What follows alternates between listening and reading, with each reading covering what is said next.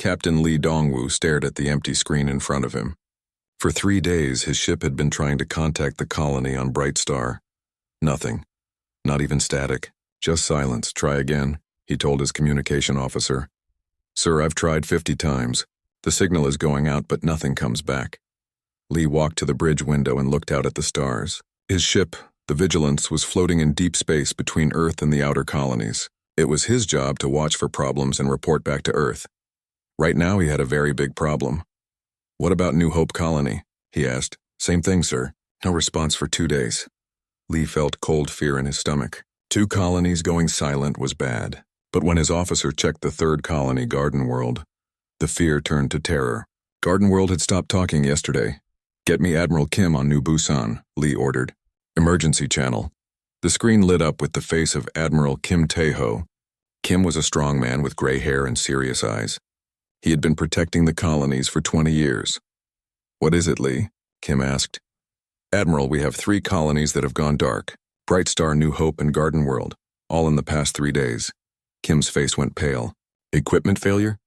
I don't think so, sir. The pattern is too clean.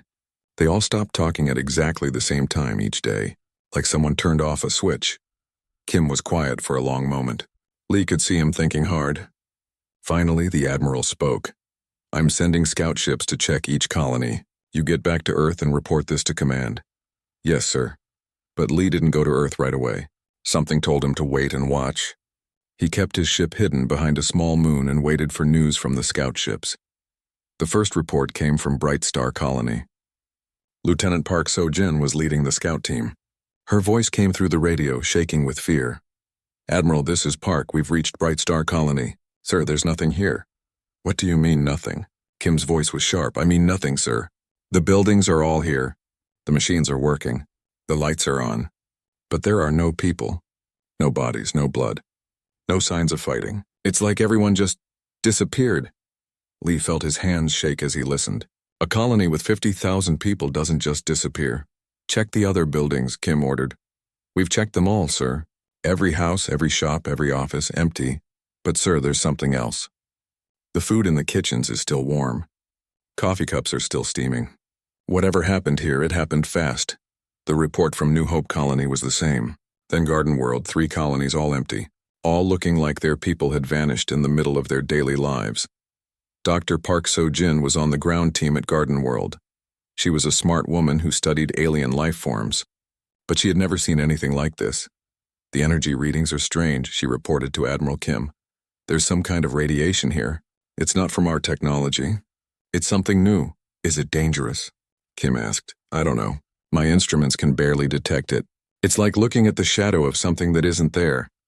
Lee listened to all the reports. 3 colonies. 150,000 people. All gone without a trace. And now there was talk of strange energy and unknown radiation. Then his sensor officer called out. Captain, I'm picking up something on long-range sensors. Something big. Lee rushed to the sensor station. On the screen was a shape unlike anything he had ever seen. It was huge, maybe 10 kilometers long, but it wasn't built like a human ship. It looked like it was made of crystal, with sharp edges and strange angles that hurt to look at. Where did it come from? Lee asked. It just appeared, sir. 1 second nothing, the next second it was there. As they watched, more shapes appeared. Dozens of them. They moved in perfect formation, like they were connected by invisible strings. Their crystal surfaces caught the light of nearby stars and threw it back in colors that had no names. Captain, his communication officer said, I'm picking up a signal from the lead ship. Put it on speaker. The sound that came from the speakers was not human. It was like music played backwards or wind blowing through broken glass. But somehow Lee understood what it meant. Your kind spreads too far. Your kind takes too much. Your kind will be stopped. The crystal ships moved past Lee's hidden position without seeing him. They were heading toward the inner colonies, toward worlds with millions of people. Lee grabbed his communication device. Admiral Kim, this is Lee. We have a problem. A big problem. I'm listening. Unknown ships, sir. Crystal ships. They're headed for the inner colonies. I think they're the ones who destroyed our people. Kim was quiet for a moment. Then his voice came back, hard as steel. How many ships? Lee looked at his sensors. More crystal ships were appearing every second. Hundreds, sir. maybe thousands. And Admiral, I don't think they're from anywhere we know about. Aliens, Kim said quietly. Yes, sir. And they just told us we spread too far. Kim's voice was grim when he spoke again. Get to Earth, Lee. Tell them we're at war. Tell them the enemy has weapons we don't understand, and they've already killed 150,000 of our people. Lee set course for Earth, but he knew they were too late. The crystal ships were faster than anything humans had built. By the time Earth got the warning, more colonies would be silent. More people would be gone. As the vigilance jumped to faster than light speed, Lee took one last look at the alien fleet. They moved like sharks through space, beautiful and terrible, and Earth had no idea they were coming. The war had already started. Humanity just didn't know it yet. Ambassador Choi Min-ho had spent his whole life talking to people. He was good at finding solutions when others couldn't. But as he sat in the conference room on Earth looking at the faces around the table, he knew this would be the hardest conversation of his life. They want to talk, General Shin Woo-jin said, sliding a data pad across the table. The aliens.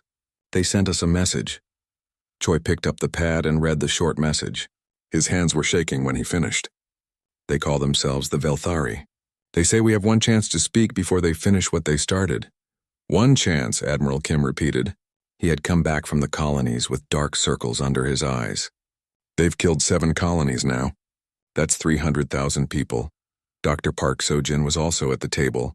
She had been studying the energy readings from the destroyed colonies. The technology they're using is impossible, she said. They're breaking matter apart at the smallest level, turning people into nothing but empty air. Choi stood up. Then we talk to them. We find out what they want. What they want is clear, Kim said angrily. They want us dead. Maybe not, Choi said. Maybe we can make a deal. 3 hours later, Choi sat alone in a communication room. The main screen showed space empty and dark. Then, without warning, a crystal ship appeared. It was even bigger than the reports had said. The ship looked like a mountain made of green and blue glass spinning slowly in space. The screen changed. Now Choi was looking at something that might have been a face. The Velthari looked like a mixture of light and water, always moving and changing. When it spoke, its voice was like singing and screaming at the same time. I am Velthari Prime, it said. You are the one who speaks for the virus. Virus? Choi asked. We're not a virus. We're people. We have families, hopes, dreams. We want to live in peace. All viruses want to live, the alien replied. That is what makes them dangerous. You spread from world to world. You take all resources. You leave nothing for others. This is virus behavior. Choi leaned forward. We can share. We can work together. There's enough space in the galaxy for everyone. The alien's form shifted, becoming darker. We have watched 1,000 species like you. They all said the same words. They all promised to share. They all lied. We're different, Choi said. No, you are the same, but we will give you one chance because we are not without mercy. The screen changed to show a map of human space. Red lines appeared around all the colonies like a cage. You will return to your birth world, the alien said. All your people will go back to the planet called Earth. You will stay there. You will not leave. If you do this, you will live. If you do not, you will die. All of you. Choi felt his heart pounding. How long do we have? 1 cycle of our movement. 18 of your months. Choose wisely, virus. The screen went black. Meanwhile, on the colony world of New Seoul, Commander Yoon Ji-hai was leading her fighter squadron on patrol. New Seoul was home to 5 million people. It had beautiful cities and green parks. Children played in the streets while their parents worked in tall buildings that reached toward the sky. Yoon was flying her fighter above the main city when her radio crackled to life. Commander, this is Control. We have unknown contacts approaching the system. Yoon looked at her scanner. Crystal ships were coming out of faster-than-light travel all around New Seoul. Hundreds of them. All fighters, this is Yoon. Form up on me. We're going to protect our home. Her 20 fighters were fast and armed with the best weapons Earth could make. But as they flew toward the alien fleet, Yoon knew they were like insects attacking a giant. The largest alien ship moved toward New Seoul's moon. It was a massive ball of rock that had orbited the planet for millions of years. As Yoon watched, the alien ship pointed something at the moon. What are they doing? Her wingman asked. The moon began to glow. First red, then white, then a color that hurt to look at. Cracks appeared on its surface, running from north to south like lightning made of fire. Pull back. Yoon screamed into her radio. Everyone pull back now. The moon exploded. Not like a bomb or a weapon. It simply came apart, breaking into pieces that flew in all directions. Each piece was as big as a mountain. They spread out like flowers opening, beautiful and terrible. On New Seoul below, people stopped what they were doing and looked up at the sky. Where their moon had been, there was now only a cloud of rocks and dust glowing like a second sun. Yoon's fighters hung in space, tiny and helpless. The alien ships hadn't even noticed them. The largest alien ship sent out a radio message. It reached every person on New Seoul, every ship in space, every communication device in the system. This is power, the voice said. This is what happens to those who do not listen. You have 18 months, choose. Then the alien ships vanished, leaving only the broken pieces of the moon as a reminder of what they could do. Back on Earth, engineer Kang Hyun-sik was working in a laboratory deep underground. He had pieces of alien technology that had been found at the destroyed colonies, small fragments of crystal that seemed to bend light around them. It doesn't make sense, he told his assistant. According to everything we know about science, this shouldn't work. But it does. He held up a piece of crystal the size of his thumb. This little piece has more energy than our biggest power plant. And it's stable. It doesn't break down or wear out. How do they do it? His assistant asked. I don't know. It's like they found a way to talk to the basic rules of the universe and make them do whatever they want. Kang put the crystal down and looked at his notes. Pages and pages of numbers and diagrams that didn't add up to anything useful. We need to understand this, he said. If we're going to fight them, we need to understand how their weapons work. But even as he said it, Kang knew they were running out of time. 18 months to figure out technology that was thousands of years ahead of human science. 18 months to find a way to fight an enemy that could destroy moons with a thought. Outside his laboratory, Earth was preparing for war.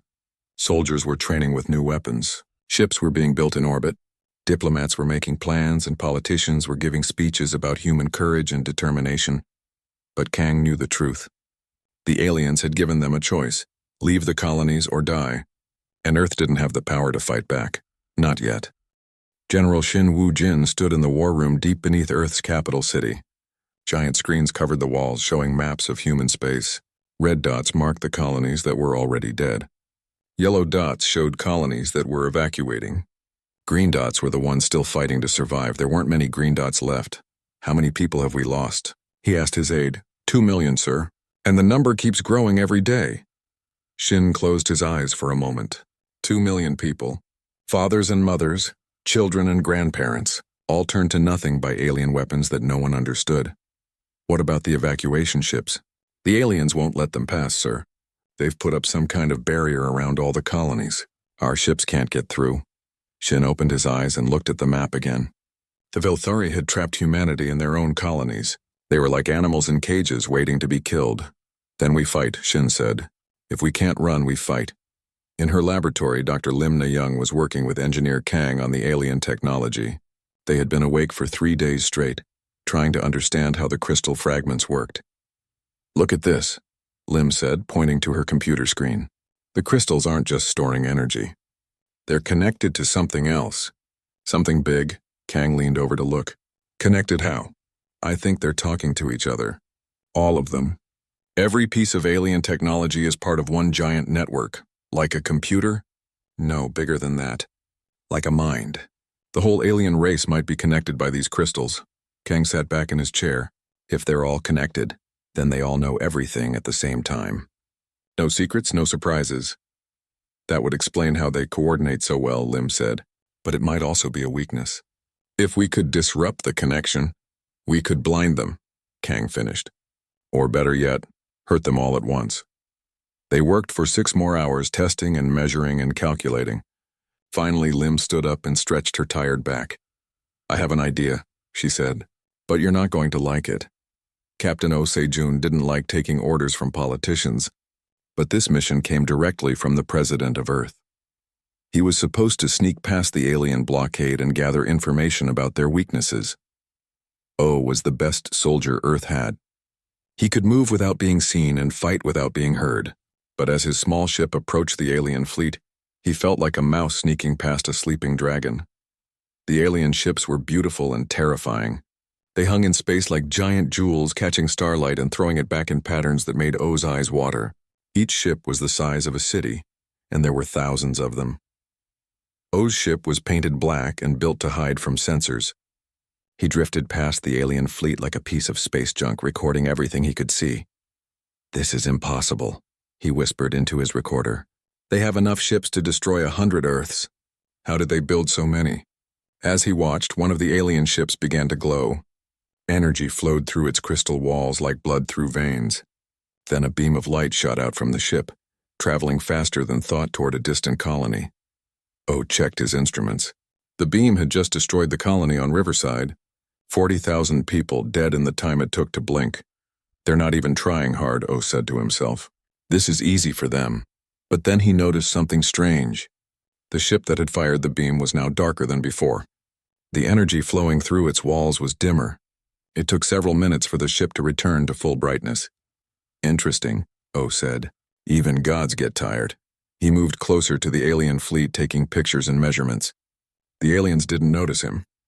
Why would they? He was just one tiny ship against an armada that ruled the galaxy. But as O watched and learned, he began to see patterns. The aliens were efficient and powerful, but they were also predictable. They did everything the same way every time. No creativity, no surprises. They think like machines, he recorded. Perfect logic, perfect planning. But they don't understand chaos. They don't understand crazy. That gave him an idea. Back on Earth, Ambassador Choi was meeting with the president and the military commanders. The room was full of worried faces and angry voices. "We can't evacuate," Admiral Kim was saying. "The aliens won't let us. We're trapped." "Then we surrender," someone suggested. "Maybe they'll let some of us live." "No," President Lee said firmly. "I've seen what they do to colonies that surrender. There are no survivors. Ever." Choi had been quiet during the meeting, but now he spoke up. "I've been studying their messages. The way they talk, the words they use. I think I understand them better now." "What do you understand?" the president asked. "They're not evil," Choi said. "They really believe they're protecting the galaxy from us. In their minds, they're the good guys." "That doesn't help us," Kim said angrily. "It might," Choi replied. "If they think they're good, then they have rules. They won't break their own moral code. We can use that." "How?" "They gave us 18 months to leave. It's been 12 months now. We have 6 months left. They won't attack Earth until the deadline is over. So we use those 6 months to get ready. And when the deadline comes, we don't surrender and we don't run. We do something they don't expect." "What?" Choi smiled grimly. "We do something crazy." Meanwhile, the aliens were having their own meeting. Velthari Prime floated in the center of a crystal chamber, surrounded by the consciousness of its entire race. They spoke without words, sharing thoughts and feelings through their connected minds. "The virus species refuses to leave," one of them said. "They will learn," Prime replied. "When the deadline passes, we will cleanse their birth world as we cleanse the others." "Something is wrong," another voice said. "This species acts differently. Our predictions do not match their behavior. All virus species are the same. They fight until they die. It changes nothing." But deep in the shared consciousness of the Velthari, doubt was growing. This human species was not behaving like the others they had destroyed. The humans were not running away or begging for mercy. They were preparing for war, and that was not logical. The humans had seen the power of the Velthari. They knew they could not win, yet they continued to fight. "Perhaps we should study them more," a young voice suggested. "No," Prime said firmly. "We have studied enough. In 6 months we end this. The virus will be cleansed and the galaxy will be safe." But as the alien council ended, some of the Velthari continued to wonder about the strange behavior of the humans. Why would a species fight when they knew they would lose? They would learn the answer soon enough. Back on Earth, General Shin was making final preparations for humanity's last stand. Soldiers were digging trenches around every major city. Scientists were building weapons that had never been tested. Children were being moved to underground shelters. "How many ships can we put in space?" Shin asked his admirals. "Maybe 300, sir." "Against their thousands. How many soldiers can we put on the ground?" 10 million, sir." "But their weapons turn matter into energy." "Numbers won't help." Shin nodded. He had known this would be a hopeless fight from the beginning. But sometimes hopeless fights were the most important ones to have. "There's something else, sir," his aide said quietly. "Dr. Lim and Engineer Kang want to see you. They say they have an idea." What kind of idea? They wouldn't say, sir. But they looked excited. And scared. Shin walked to the laboratory where Lim and Kang were waiting. They showed him screens full of numbers and diagrams that meant nothing to him. Explain it simply, he said. We think we can hurt them, Lim said, but it will cost us everything. Everything. Everyone who uses the weapon will die, Kang said. And we'll need a lot of people to use it. Shin was quiet for a long moment. Then he asked, will it work? We think so, Lim said. But we won't know until we try. How many people will we need? Thousands, Kang said. Maybe tens of thousands. Shin looked at the two scientists. They were young and brilliant, and they were asking him to approve a weapon that would kill more humans than the aliens had so far. I'll need volunteers, he said finally. You'll have them, Lim said quietly. People are angry, sir. They want to fight back. Even if it kills them, Shin nodded. Humanity was going to make its last stand. And maybe, just maybe, they would take their enemies with them into the dark. The message was only one word long, but it changed everything. No. Ambassador Choi had written it himself, simple, clear, and final. When the 18-month deadline came, humanity would not surrender. They would not leave their colonies. They would not go quietly into the cages the aliens had built for them. Velthari Prime received the message in its crystal chamber. For the first time in 1,000 years, it felt something like surprise. They refuse, it told the shared consciousness of its people. Impossible, came the reply from millions of alien minds. They have seen our power. They know they cannot win. Yet they refuse, then we cleanse them. All of them. Now. The Velthari fleet moved like a storm across human space. Crystal ships emerged from faster-than-light travel around every remaining colony. There were thousands of them now, glowing with deadly energy. On the colony world of Freedom Point, Major Han Soo-jin was leading the evacuation of the last civilian transport. The ship was old and slow, packed with 5,000 people who had nowhere else to go. Hurry up, she shouted at the loading crews. We have maybe 10 minutes before they get here. The evacuation ship lifted off just as the alien fleet arrived. Han watched from her fighter as crystal ships surrounded Freedom Point like hungry wolves. This is Han to all fighters, she said into her radio. Cover the transport. Whatever happens, that ship gets away. Her 12 fighters were all that stood between 5,000 civilians and the alien fleet. It wasn't enough. It would never be enough. But Han flew toward the enemy anyway. The aliens opened fire. Beams of pure energy cut through space, turning Han's fighters into clouds of glowing gas. She watched her friends die one by one, their ships vanishing in flashes of light. Transport, this is Han, you're clear. Get to Earth and tell them we held the line. Her fighter was the last one left. Around her, the alien ships were charging their weapons to destroy the colony below. 2 million people were about to die. Han looked at her weapon controls. She had one nuclear missile left. It wouldn't hurt the alien ships, but it might buy the transport a few more seconds to escape. She fired the missile and followed it in, diving straight at the largest alien ship. Her fighter was small and fast, and the aliens didn't think she was a threat. They were wrong. Han's ship smashed into the crystal hull of the alien vessel.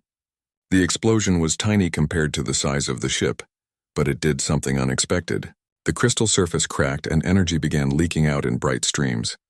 For a moment, the alien ship's weapons went dark. Interesting, Han said as her life ended. They can be hurt. On Earth, Admiral Bae Young-mi was watching the battle reports come in. Every colony was under attack. Every human defense was being swept away like leaves in a hurricane.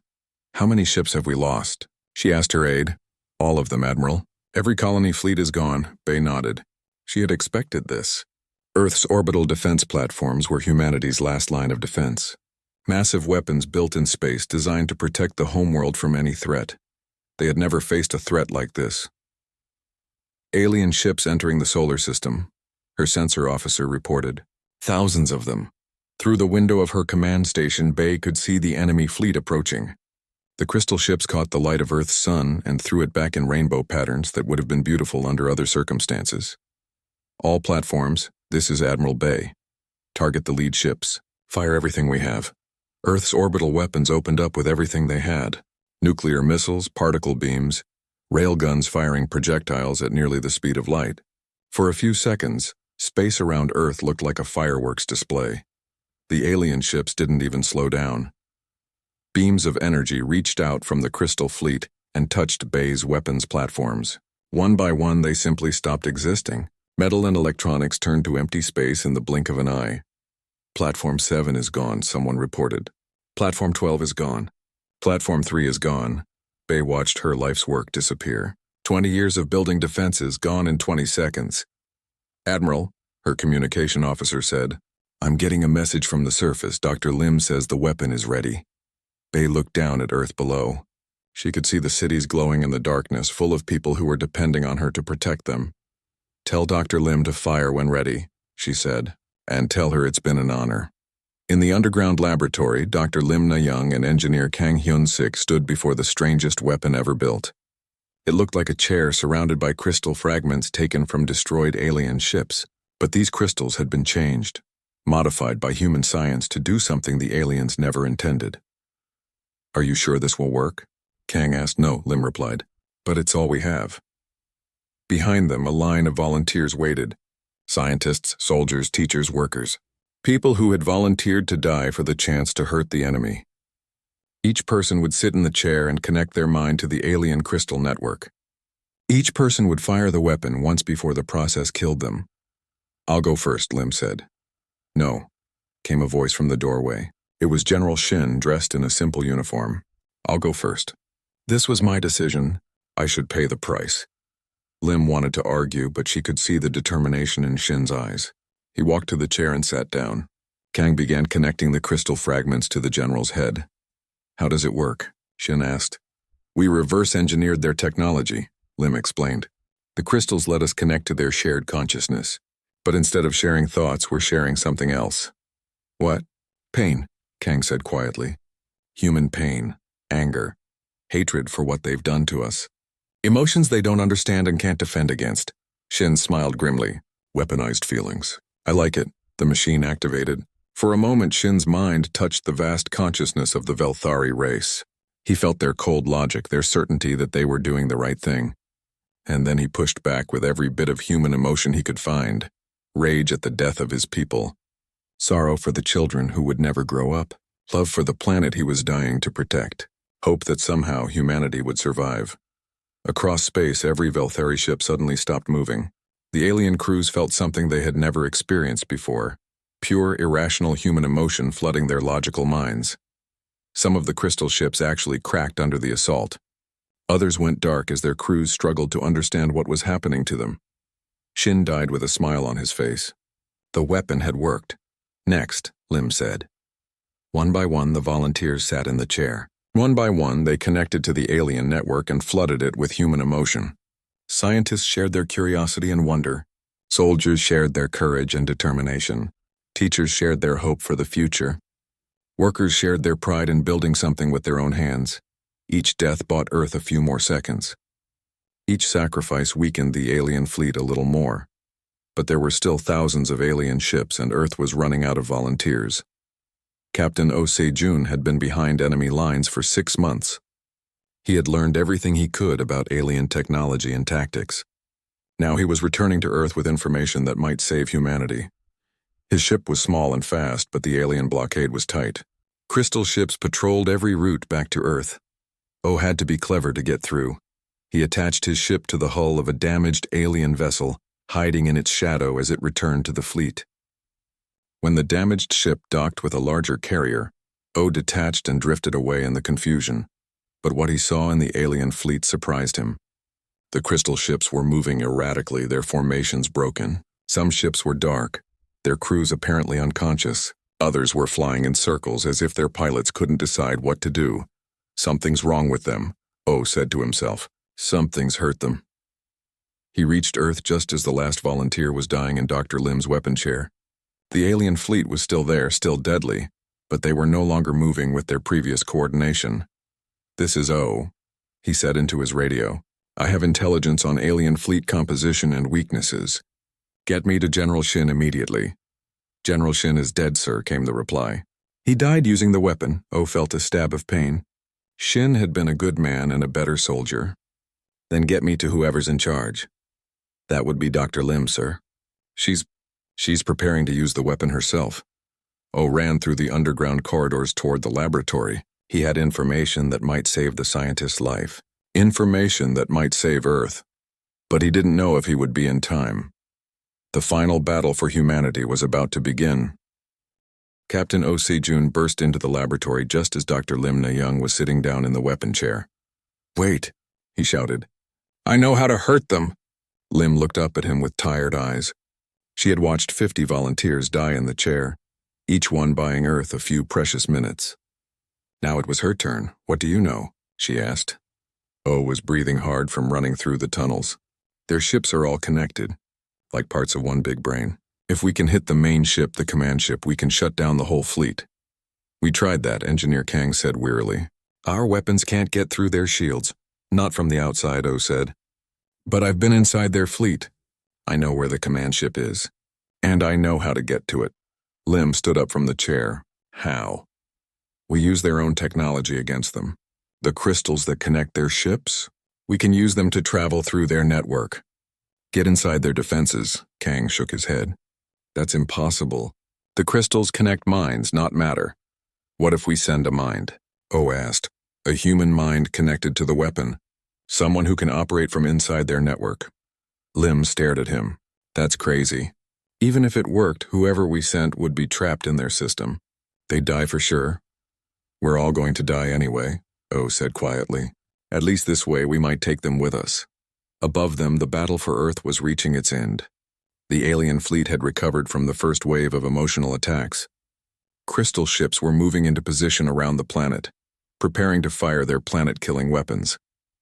Admiral Kim Tae-ho was leading the last human fleet in a desperate attack on the alien formation. His ships were old and slow compared to the crystal vessels, but his crews fought with the fury of people who had nothing left to lose. "All ships, this is Kim. Target their weapon systems. If we can't destroy them, maybe we can delay them." His 20 remaining ships dove into the alien fleet like wolves attacking a herd of elephants. They fired everything they had, nuclear missiles and particle beams and projectiles moving at impossible speeds. Most of their shots bounced harmlessly off the crystal hulls. But a few found cracks and weak points. 3 alien ships went dark, their crews overwhelmed by the emotion still flooding their network. "Good shooting," Kim said. "Now let's see how many more we can take with us." His flagship, the Soul, was surrounded by crystal ships.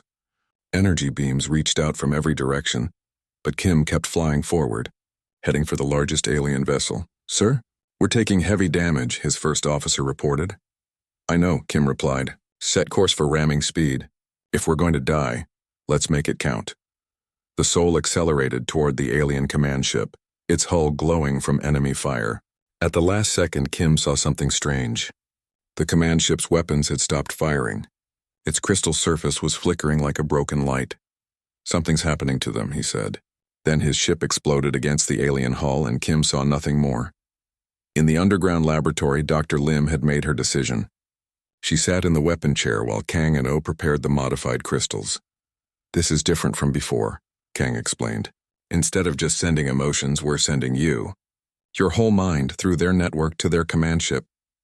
"What do I do when I get there?" Lim asked. "Find their central control system," O said.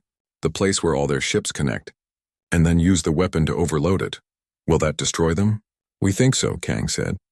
"But we don't know for sure." Lim closed her eyes as the crystals touched her head.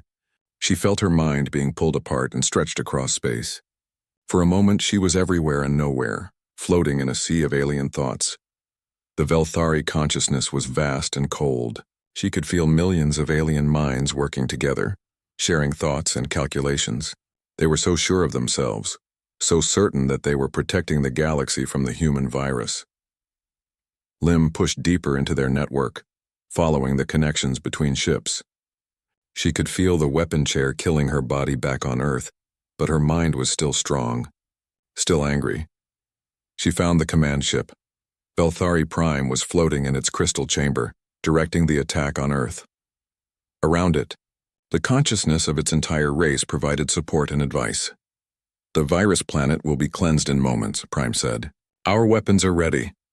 "Something is wrong," another voice said. "There is interference in the network." That was when they noticed Lim. Her human mind was like acid poured into their perfect system. Where she touched their consciousness, chaos spread. Logic became emotion. Order became confusion. What is this? Prime demanded.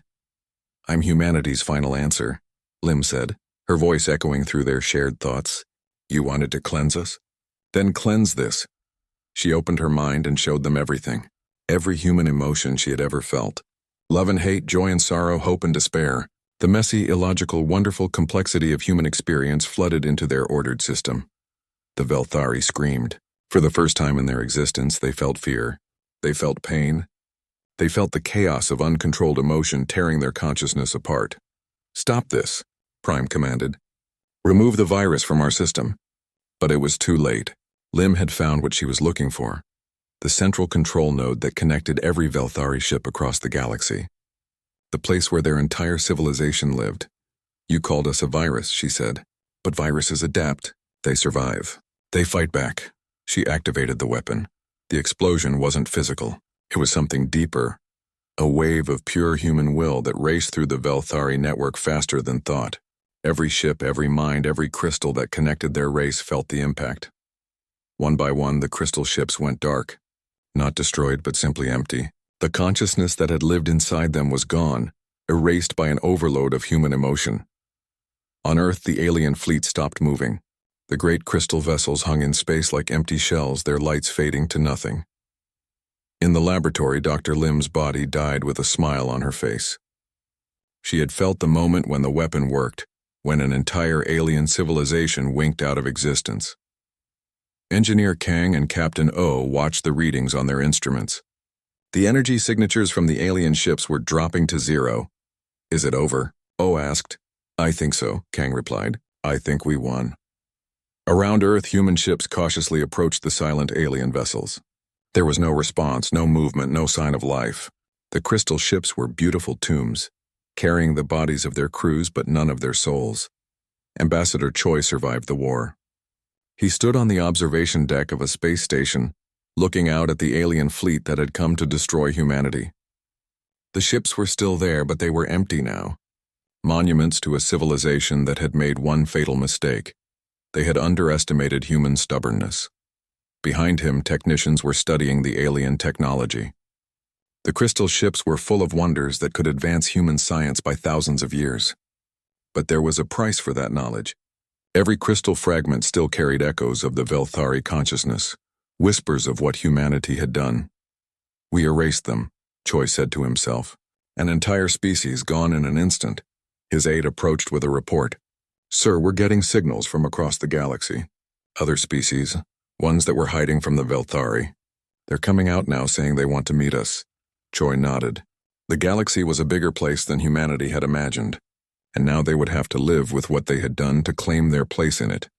What should I tell them? The aide asked. Choi thought for a moment. The Velthari had called humanity a virus. Maybe they were right. But viruses could also cure diseases, could clean infected systems. Tell them we're the species that erased the Velthari from existence, he said finally. Tell them we did it to save not just ourselves, but every other race in the galaxy. Tell them we're dangerous when threatened, but we can also be allies. And if they don't believe us? Choi looked out at the empty alien ships drifting silent in the darkness of space. Then show them what we did here. Show them that when extinction came for us, we chose to take our enemies with us into the dark, and let them decide if they want to be our friends or our enemies. The war was over. Humanity had won, but at a cost that would echo through the galaxy for generations to come. They had saved themselves by becoming something terrible and beautiful. The species that could erase civilizations from existence through pure force of will. In the years that followed, other races would come to Earth with respect and fear. They would trade with humans, learn from them, even befriend them. But they would never forget the lesson of the Velthari. Humanity was not the strongest species in the galaxy. They were not the smartest or the most advanced. But they were the most dangerous because they were the only species willing to sacrifice everything to protect what they loved. And that made all the difference.